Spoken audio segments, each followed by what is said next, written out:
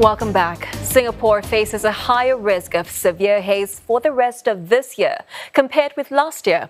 Going by a traffic light system, the Singapore Institute of International Affairs has given the risk an amber rating, which is more serious from green last year. It says one reason is the rise in Indonesia's deforestation.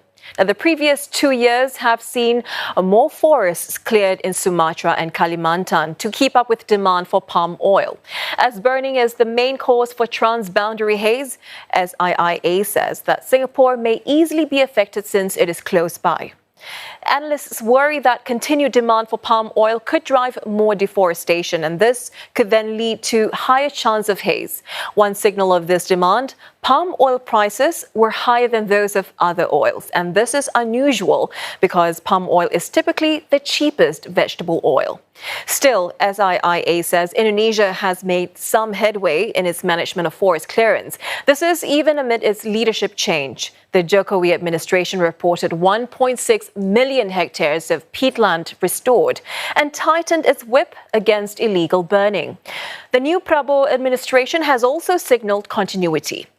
Other good news, the region will see a milder, dry season with slightly more rain. And this means that if there are more forest fires, they are less likely to spread. Some good news there, possibly milder, dry season, slightly more rain, favorable wind conditions. And for more on this, Associate Professor Simon Tay, Chairman of the SIIA, joins us live in the studio. Professor Tay, welcome to Singapore tonight. So the higher demand for palm oil could just drive more deforestation. As we said, it is also being explored for sustainable aviation fuel. So is that, or will that be pushing up demand? Well, that's a very good question, because clearly palm oil should not be demonized. It's actually a very valuable and very usable product. And SAF is, or sustainable aviation fuel, is only one future product. Right now in supermarket shelves is being used. And in Indonesia, the most immediate driver of this is biodiesel. In a typical gas station in Indonesia, there'll be 45 to 50% of palm oil as well as normal diesel for the trucks and lorries. So in the future, as we move towards a green transition, there will need to be finding new technologies, and we will need more palm oil. How we get there, whether we get it through productivity or cutting and burning, that's the question. So it's typical sustainability. It's not the product, but how you produce the product. So that's the question that we're going to ask you. What then are the alternatives to burning forests?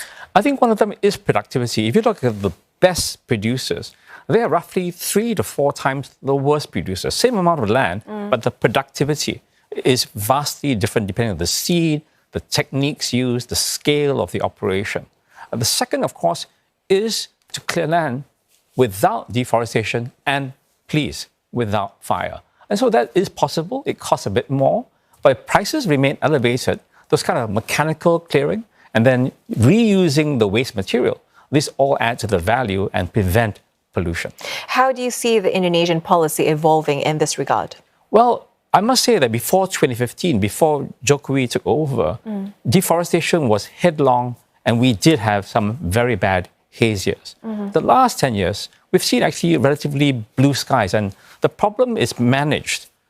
With the Prabowo administration, they promised continuity, as you've said, but it's early days, and the signals are mixed. There has been an uptick, I wouldn't call it a vast increase, but uptick in deforestation in areas close to Singapore, close to West Malaysia. And this could trigger some of the current haze we've seen in the last few weeks. What about the recent US tariffs, Professor Tay? Will they also end up increasing palm oil prices and in turn the global demand for palm oil from countries like Indonesia? I want to say which recent, you mean like yesterday or tomorrow? We don't know. But I think one of the key parts to understand is that palm oil is not a product completely unsubstitutable. Soya bean and other products can mash up. So basically, if we look at the frontier where palm oil is growing, it's Latin America. They're expanding there too.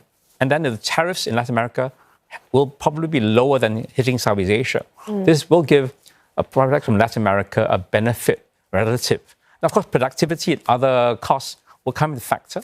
But we see a headlong deforestation, much higher rates of deforestation in Brazil and Latin America right now than in our region. So what about the other pressures that Indonesia is facing beyond the commercial agriculture issue? It's a matter of pressures, but also ambition. Overall, the Prabowo administration is right to aim for higher growth. They want 8% by the end of this term, and every sector has got to do something. In palm oil, they are the world's biggest producer, and they're trying to capture a certain downstream value, more value of the product. So it doesn't mean more land, more palm per se, just finding more valuable uses for the palm oil. And that's a good angle, a good strategy. There are pressures too in terms of feeding enough people. The land is not just for palm oil or pulp and paper, it's for food, and productivity in most fruit plantations in Indonesia is not very high.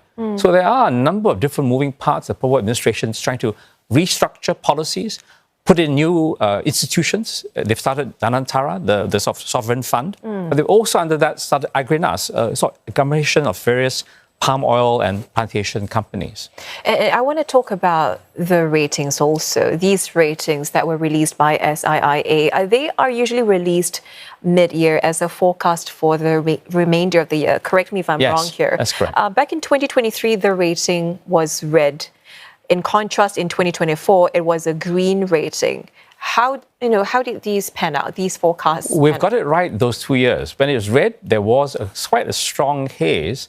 And when it was green, we had almost no haze. Now, every dry season, there will be some fires. The question of whether it's severe and enough to reach Singapore or Malaysia, transboundary, that's the critical question. We called it amber this year for a reason. In the past, we've called it amber. There's been one time there was a haze, and 2 times there weren't. We call it early in the dry season because this is not fatalism. This is a call for action.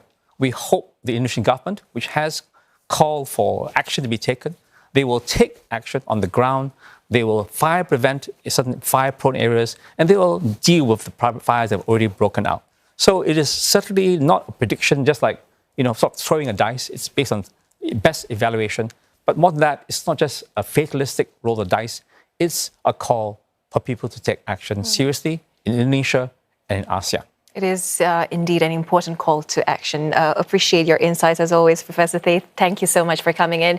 That was Associate Professor Simon Tay from the SIIA.